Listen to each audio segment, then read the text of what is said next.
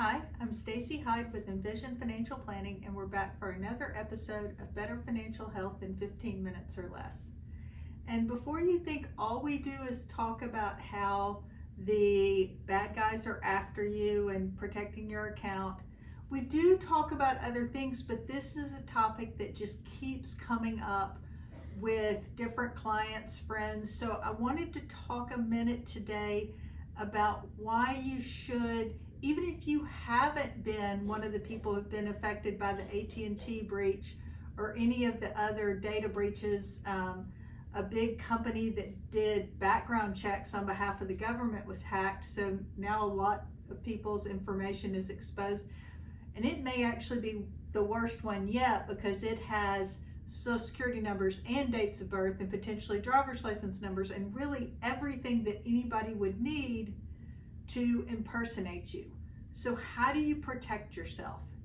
The easiest way to protect yourself, now it's not like you don't have to do anything, but the easiest way to protect yourself, there's three big credit bureaus. There's TransUnion, Equifax, and Experian. You should go to each company's website and lock your credit. There is no charge for this.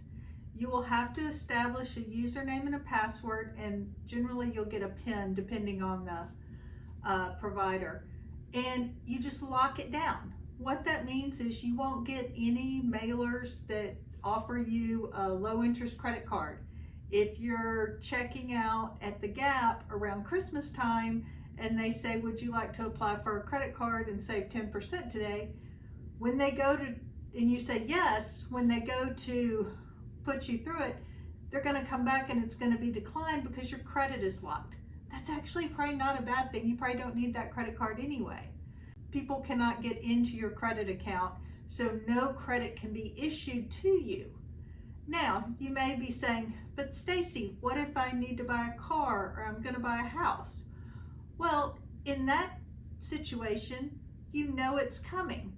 So ask your lender if you're buying a car and ask them who they use. Like, for example, Subaru uses Chase. You could say, okay, which credit bureau do you use? Well, you would go log into your, say it's Experian, your Experian account, and unlock your credit for say 48 hours. Then you can shop, they can check your credit, pull it, you can get your loan, and then you go on your merry way, but you haven't left it open for the bad guys to get in there and open a credit card in your name, or buy a car in your name. Probably less likely to happen, but I did have a client who someone opened a Bank of America credit card in her name and ran up $3,000 worth of expenses, and so she's not going to be liable for that, but she's still having to go and do to get that all cleaned up and off her record, and so she's locking down. But in her case, the horse was a bit out of the barn before she locked the door. So I would encourage you, and actually the Wall Street Journal published an article on this last week about the importance of going ahead and preemptively locking down your credit.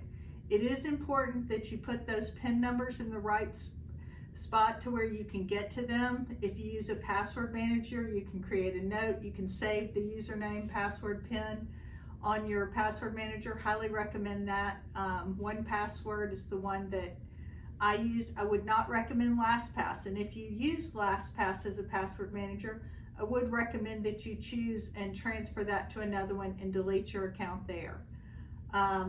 They have not been as secure as they should have been, so we are recommending that anyone who's used LastPass move away from there, because it is important. And also you want to make sure you have what's called multi-factor authentication on your any sort of financial accounts, whether it be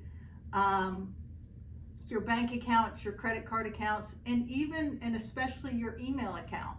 So if you have a Gmail account, that should have multi-factor authentication to make sure that it's you, because that's where the hackers get a lot of their information is they see you're getting emails from Fidelity about your account there. Well, they'll try to figure out what it is, And if you've used the same password for your Gmail as you have on your Fidelity, a lot of times they can figure out how to get in. So really be careful, be diligent, lock your credit. It will probably take you about an hour from start to finish, but it is time well spent, and that is a lot less time than it will take you to clean it up if someone does steal your identity. So that's the takeaway for today. Lock your credit, make sure that your spouse or partner does, and if you've got children who are 18 years or older, get them to do the same thing, because you may have been proactive in helping them build good credit so that as they were launched, they would be able to buy their first house, get their apartment, get a car. You don't want the bad guys to get a hold of their credit because, hey, they've got this great credit history and no utilization, and somebody steals their data. So make sure that those you care about also go in and lock their credit. Thanks for tuning in. This has been another episode of Better Financial Health in 15 Minutes or Less.